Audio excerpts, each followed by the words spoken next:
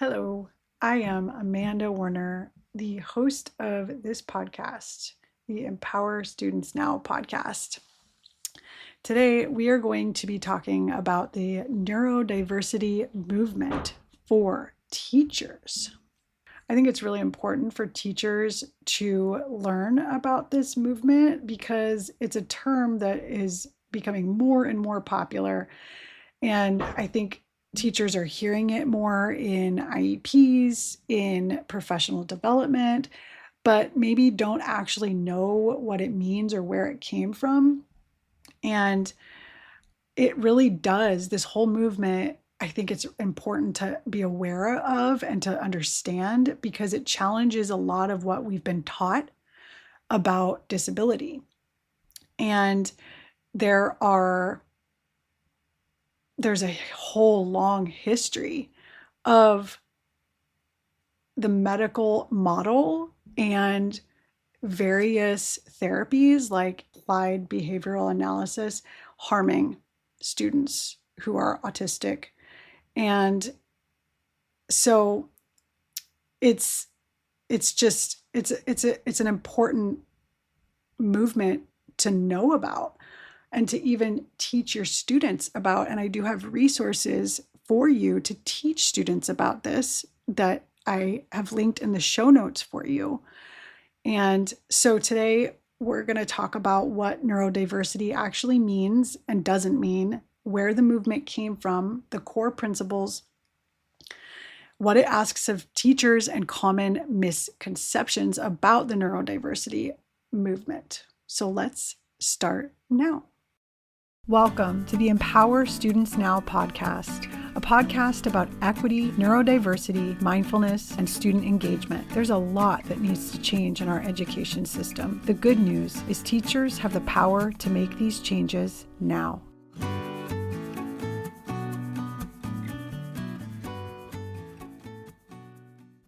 First of all, I just want to mention, if you're new to this podcast, that I identify as autistic and ADHD, and I was diagnosed formally with both. So I just want to make sure you know that, because I'm talking from a place of authority here, personal experience type of authority, but also authority in terms of just many years of research and deep diving I've done into this. This is a special interest of mine. I'm pretty passionate about it and very knowledgeable. Okay, so what is neurodiversity? Neurodiversity is the natural variation in human brains and minds. Neuro is brain, diversity means differences, different brains. Just like biodiversity describes variety in nature, neurodiversity describes variety in neurology, your brain. It's just a fact. Our brains are diverse, right? Neurodiversity exists. So who's included in this? Like, who is neurodivergent? Because that's a different word. Neurodivergent, being neurodivergent, is a form of neurodiversity, right? Neurotypical is a form of neurodiversity. It's just an example of it. It's an example of how our brains are different. So people who are considered neurodivergent, so meaning diverging from normal or neurotypical, people who are not typical in terms of their brain functioning and in terms of the behavior because of that brain functioning and the chemicals and the neurotransmitters and things in their brains, are people with autism, ADHD, dyslexia, dyspraxia, dyscalculia, and Tourette's. And sometimes people with OCD, anxiety, and depression are also included, but this is debated within the neurodivergent community. And the key to all of this is that neurological differences affect how someone processes information and experiences the world. So neurodivergent is someone whose brain differs from the dominant typical neurotype. Neurotypical is someone whose brain matches societal norms and expectations. And these are all sort of relative terms. There's no one correct brain. And we all I've read that brains are as unique as fingerprints. Each brain is very, very, very unique. So neurodiversity is not a diagnosis. It's not a way of saying disabled. And it's not that everyone's brain is special in a vague, meaningless way. It's not erasing the reality of disability or struggle either. And I first heard this term probably in like 2020 is when I first heard it, but it's been around actually for longer than that. Apparently, it was coined by Judy Singer, an Australian sociologist who is autistic, in the late 1990s. And she wrote some books about it. Her daughter was diagnosed with Asperger's syndrome, and she also identifies as somewhere on the autistic spectrum. So she really is the one that coined all of this. And I think that it's really gained a lot of momentum because of autistic people advocating for themselves and talking about the experience of being autistic online in social media and things like that. And so it really challenges the medical model of autism and other conditions, that they're like disorders or deficits. And it actually promotes this new sort of paradigm shift that this isn't a disorder, it's just a natural variation in the brain.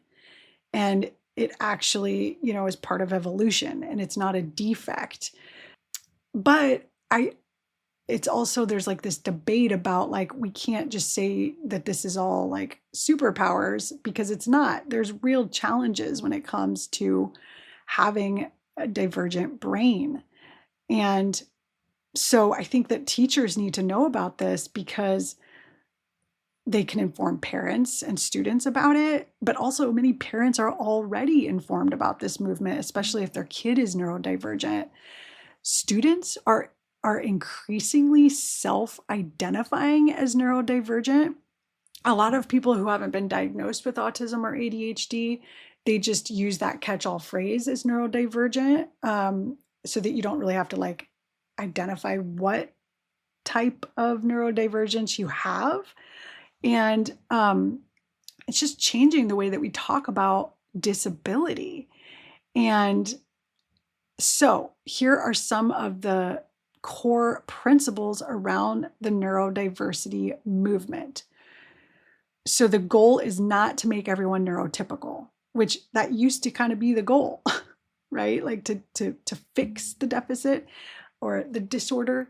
And that's not what it's about. It's about acceptance and awareness, and not something to overcome, but something to embrace and support. And it doesn't mean that neurodivergent people don't face real, very hard challenges, or that they don't have very real support needs. They do. It doesn't mean that everything is just fine and that we shouldn't help. And it is a kind of an interesting debate to discuss just disability and what a disability really is. So I've thought a lot about this and debated with other people who are autistic about it, and some autistic people do feel their autism is a disability, and some don't. Some don't believe that their autism is a disability, because disabilities are usually associated with like people who are blind or in a wheelchair, because they need certain, like, and it's very obvious and you can see it, right? You can see the disability. But people who believe their autism is a disability, it's like an invisible disability. And so, and it really is, when you think about a disability, if the autistic person was in an environment that was comfortable for them, would they even have a disability? If they were in a place that felt safe and comforting to them, it's an interesting thought, right? Like if a school didn't have fluorescent lights and didn't have kids yelling and such large class sizes, would the disability even really exist, and all these expectations that are placed on people and kids in American United States society about how to behave in schools. Like, if those didn't exist, would these deficits or disabilities would they just disappear? Like, if you had everything you needed. It's an interesting idea. Like, if someone that had a wheelchair, if they always had access to things that helped them, like if stairs didn't exist, then would they have a disability? I don't know. It's just an interesting thing to talk about. I guess what I'm saying is sometimes it seems that our society and culture and the expectations that exist within are what disable people more than their actual neurology. So I think that this means that we have to really question, what are our expectations of students? What is the environment like? And what sort of factors exist in the context of that quote unquote, neurodivergent, or not quote unquote, disabled person, quote unquote, like, how are those impacting the quote unquote disability? Because maybe it's just about questioning and thinking about how we might be able to change the environment to help support that neurodivergent person so that they aren't necessarily disabled in their environment. So another aspect of the neurodiversity movement is presuming competence. So assuming that a neurodivergent person is intelligent and capable, even if they're non-speaking, even if they stim a lot, which means like they're moving their wrists around a lot, or tapping their foot a lot, or banging their head on the wall, like picking their skin, things like that. Like, assuming competence, no matter what the behavior is. Don't mistake communication differences for cognitive deficits. Listen to and believe neurodivergent people about their own experiences. Don't talk about people and students like they're not in the room or that they can't understand what you're saying. Provide challenges for these kids too. Take student self-advocacy seriously and empower kids to advocate for their needs. And I have a slideshow that you could access to teach about self-advocacy. If you'd like, I can put that in the show notes, along with the other tools for learning and becoming more aware about the neurodiversity movement. Another aspect of this movement that's come from the autistic community is nothing about us without us. And this is a slogan that basically pushes back against neurotypical experts explaining autism or ADHD, or making decisions for them, that autistic people and ADHD people should be the ones that are the experts in what they need. So centering neurodivergent voices and conversations about neurodivergence, hiring neurodivergent educators, talking about neurodivergence, including students in their own IEP meetings, listening to autistic and ADHD adults when making choices for autistic children, following neurodivergent educators and advocates online. I have lots and lots of people linked in the show notes that you can follow, watching YouTube videos that were made by autistic people and ADHD people. Yeah, this is so amazing that all of this information exists. So why not use it in our classrooms? Another really important aspect of the neurodiversity movement is understanding that support does not equal cure. We can support neurodivergent people without trying to erase their neurodivergence. We're not trying to make them comply or make them mask or eliminate their stimming. or forcing them to make eye contact or talk. That's not what this is about. It's about accommodating, it's about supporting, it's about being curious about their experiences. So the neurodiversity movement really forces teachers to shift their mindsets from what has been practiced for so many years within the education system, which is, what's wrong with this kid? How do I fix this kid? Like, how do we cure this? To how can I support this kid? What does this kid need? How can I adapt my classroom to support them? And it's just pushing back on practices that are focused on compliance, on restraining or secluding kids, and just questioning expectations that are ableist. And ableist is discrimination against people because of their disability, and I would say because of their differences and their neurology. And we have to consider just the different ways that people's brains function. And there are some misconceptions about the neurodiversity movement, like this one. The neurodiversity movement says disability doesn't exist. That's not true. It says disability is real and socially constructed, which is what I was talking about earlier.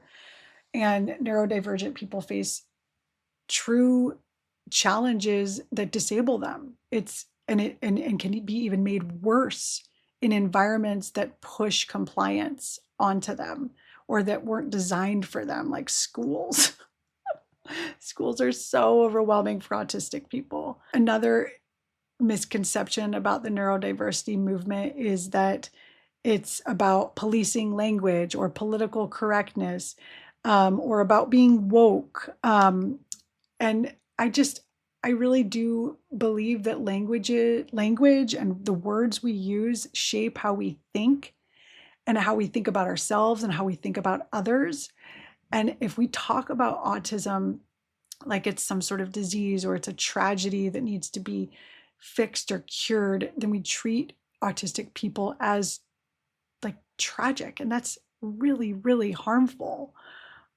Another misconception is that this is just an excuse for bad behavior. And it's not. I mean, this has been studied. And I'll tell you this too. I had a test done about it was a test that showed me the function of my neurotransmitters. And it actually, this was before I knew I was ADHD, before I knew I was autistic. I've talked about this before on this show. And it showed I had abnormally low serotonin, dopamine, and norepinephrine. Like, there's a test that actually can show you what your levels are. And I, at the time, this was back in 2020 that I took this test, and I took it because I was having all these really severe, like, allergic reactions, and I didn't know why. And I've had these my whole life, and I'm actually starting to associate and learning about chronic illnesses that are associated with being neurodivergent.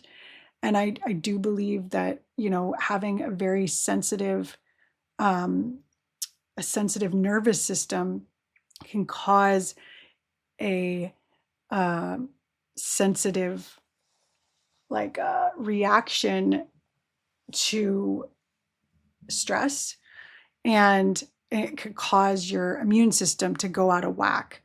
And I mean, I got a lot of answers from this test and learned a lot about different foods I'm sensitive to and chemicals and things like that. But I also learned about these neurotransmitters.